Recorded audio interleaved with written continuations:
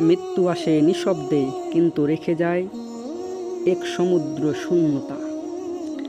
রাস্তার পাশে দাঁড়িয়ে থাকা সেই স্থির লরিটি, আর তার বুকে আছড়ে পড়া ওই চলন্ত বাসটি। এক সেকেন্ডের ব্যবধান, এক মুহূর্তের ভুল, ব্যাস সব শেষ। যে মানুষগুলো একটু আগেই নিজের গন্তব্য পৌঁছানোর স্বপ্ন দেখছিল,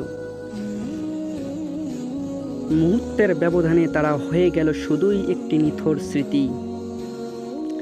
আমরা কি কখনো ভেবে দেখেছি জীবনটা কত বড় এক অনিশ্চয়তা?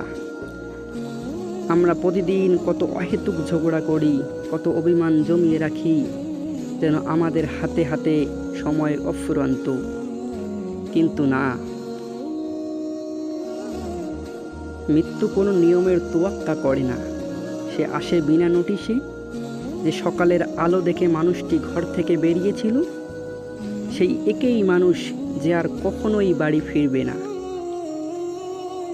এই নিষ্ঠুর সত্যটা মানা কি খুব সহজ? এই দুর্ঘটনা আমাদের লোহা আর রক্তের সাক্ষী দিয়ে বলে গেল, আমরা বড্ড ঠুনকো, এই পৃথিবীর মানুষ বড্ড ঠুনকো। এই তো আছি, এই তো নেই। তাই সময় থাকতে মানুষের পাশে দাঁড়ান। কাউকে মনে কষ্ট দিয়ে থাকলে ক্ষমা চেয়ে নিন, কারণ আমাদের কারো হাতে আগামীকালের নিশ্চয়তা নেই। আমরা কখন বাঁচব, কখন মরব, এটা আমাদের হাতে নেই। যারা চলে গেল তাদের আত্মা শান্তিতে থাকুক। আর আমরা যারা পৃথিবীতে বেঁচে